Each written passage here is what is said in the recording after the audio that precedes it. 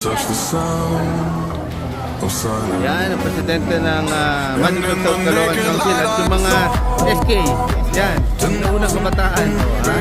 Pero magaganda pa rin. Ito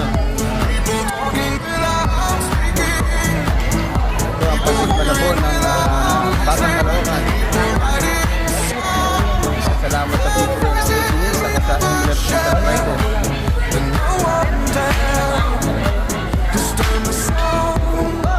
Of silence.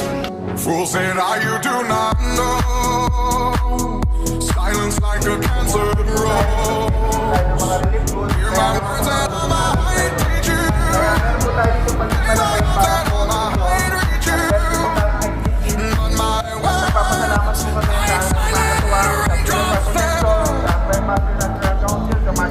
echoed in the wind from silence.